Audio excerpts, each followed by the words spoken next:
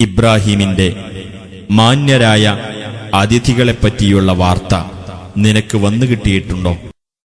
അവർ അദ്ദേഹത്തിന്റെ അടുത്തു കടന്നു വന്നിട്ട് സലാം പറഞ്ഞ സമയത്ത് അദ്ദേഹം പറഞ്ഞു, സലാം, നിങ്ങൾ അപരിചിതരായ ആളുകളാണല്ലോ. അനന്തരം അദ്ദേഹം ധൃതിയിൽ തന്റെ ഭാര്യയുടെ അടുത്തേക്കു ചെന്നു. എന്നിട്ട് ഒരു തടിച്ച കാളക്കുട്ടിയെ വേവിച്ചു കൊണ്ടുവന്നു. എന്നിട്ട് അത് അവരുടെ അടുത്തേക്കു വെച്ചു. അദ്ദേഹം പറഞ്ഞു, നിങ്ങൾ തിന്നുന്നില്ലേ? അപ്പോൾ അവരെപ്പറ്റി അദ്ദേഹത്തിന്റെ മനസ്സിൽ ഭയം കടന്നുകൂടി. അവർ പറഞ്ഞു, താങ്കൾ ഭയപ്പെടേണ്ട. അദ്ദേഹത്തിന് ജ്ഞാനിയായ ഒരു ആൺകുട്ടിയെപ്പറ്റി അവർ സന്തോഷവാർത്ത അറിയിക്കുകയും ചെയ്തു.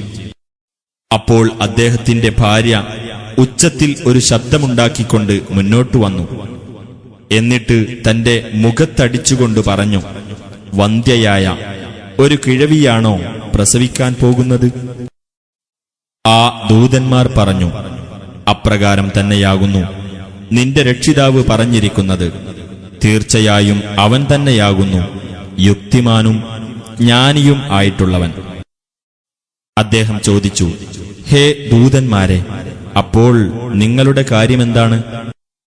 അവർ പറഞ്ഞു, ഞങ്ങൾ കുറ്റവാളികളായ ഒരു ജനതയിലേക്ക് അയക്കപ്പെട്ടതാകുന്നു.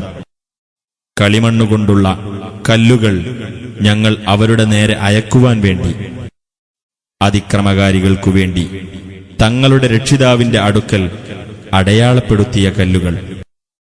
അപ്പോൾ സത്യവിശ്വാസികളിൽപ്പെട്ടവരായി അവിടെ ഉണ്ടായിരുന്നവരെ നാം പുറത്തു കൊണ്ടുവന്നു രക്ഷപ്പെടുത്തി. എന്നാൽ മുസ്ലിങ്ങളുടേതായ ഒരു വീടല്ലാതെ നാം അവിടെ കണ്ടെത്തിയില്ല. വേദനയേറിയ ശിക്ഷ ഭയപ്പെടുന്നവർക്ക് ഒരു ദൃഷ്ടാന്തം നാം അവിടെ അവശേഷിപ്പിക്കുകയും ചെയ്തു.